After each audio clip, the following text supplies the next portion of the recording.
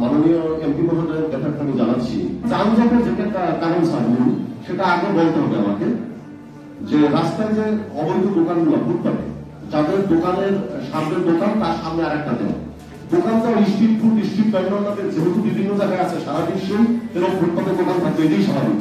কিন্তু স্যার কথা হলো আজকে যে একটা টুপি নিয়ে বসে, কালকে যদি তাকে ভোটারা যায় না বলি, সে কালকে আবার দুইটা, কালকে যদি কোনো কারণে তার দোকানের সামনে আমি না যাই, তারপরের দিন তিনটা হয় এবং পরের দিন একটা ফাঁকি হয়।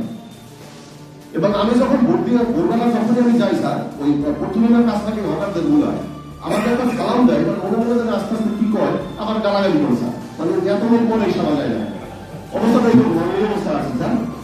তো এখন প্রথম যে ব্যাপারটা হলো সেটা অনুযায়ী স্যার যে ফুটপাতে স্ট্রিট দোকান হয়ে পড়েছে।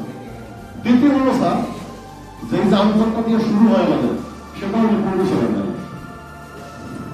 এটা এটা এটা আশ্চর্য ঘটনা হলো সত্য যে পৌরসভার গাড়ি ময়লা নিয়ে 9টার আগে তারা চলে যাবে, কারণ সাধারণ মানুষের তারা কেন দুর্গন্ধ ভোগ করে। 10টা তারপরে 11টাও গাড়িগুলো ব্রেক সফল থাকে। এবং আলকারিমের সামনে আমাদের এখানে যারা আছেন সকলে, যারা বিদ্যুৎজনের আছেন, তারা দেখবেন যে 11টা বছর আলকারিমের ওখানে ওই ময়লার গাড়ি আছে। এখন পর্যন্ত প্রতিটা দপ্তর আমার পক্ষে তো সম্ভব না চেষ্টা করি। তারপর আছে স্যার রাস্তায় এত প্রশস্ত, আমরা সকলেই আমরা যখন কেউ মারা যায়, দুর্ঘটনা করে, এটা নিয়ে কাজ হয়। আমি মোবাইল ধরতে চাই না, মোবাইলটা ধরি নাই, কারণ এখানে তো অনেক বিদ্যুৎ থাকেন, শিক্ষিত লোকেরা থাকে। আমাদের নভেম্বর মাসে স্কুলে বিভিন্ন অ্যাড দেওয়া শুরু হয় যে অনেক স্কুল ভালো, স্কুল ভার্সন ইংরেজি ভার্সন ভালো, আপনারা ছাত্রছাত্রীদের ভর্তি হন। প্রতিটা লোক তারা যে ব্যানার ফেস্টুন করে রাখছে রাস্তার মাঝখানে, অনেক দূরে পরে থাকে যায় মানুষ। এটা মহিলা যাওয়ার আমাদের সকলের কি হবে, এটা আমার পৌরসভার কোনো পারমিশন নেয়, পুরোনো মহোদয়ের কোনো পারমিশন নয়, রোড সাইড হাইওয়ের কোনো পারমিশন নেই, বাধা নেই। নভেম্বরে টাকা আছে স্যার, সেগুলো এখনো আছে, সেই রাস্তা শুরু হয়ে যাচ্ছে। এটা বললে আমার উপরে অনেক কষ্ট হবে, কিন্তু কাজ করতে বলতে হবে বিভিন্ন সময়। এইটাও একটা কারণ স্যার। দ্বিতীয় কারণ হলো স্যার রিক্সা, এই যে অটো রিক্সার ব্যাপারে এখানে আমরা কেউ সিদ্ধান্ত দেওয়ার ক্ষমতা রাখি একমাত্র আমরা ছাড়া স্যার। এটা হবে স্যার আমরা একটা লোককে বলি যেটা করা যাবে না, কিন্তু এটার টিকার উৎসটা কোথায় স্যার? এই অটো রিক্সা যদি ঠিক করতে হয় এর উৎসটাকে শেষ করতে হবে স্যার। কারণ অটো রিক্সা বর্তমানে যে 10,000 টাকার মালিক বাংলাদেশে, সে একটা অটো রিক্সার মালিক।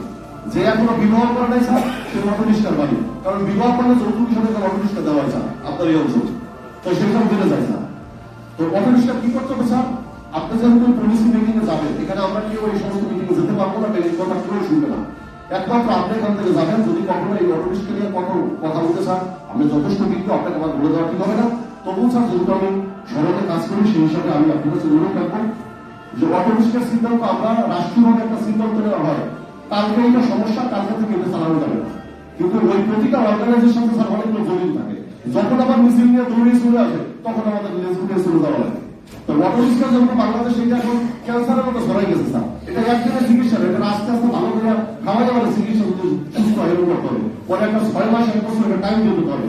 যা এখন 26 সাল চলতেছে, 27 সালের জানুয়ারি 1 তারিখ থেকে এই অটো রিক্সা বাংলাদেশে চলবে না।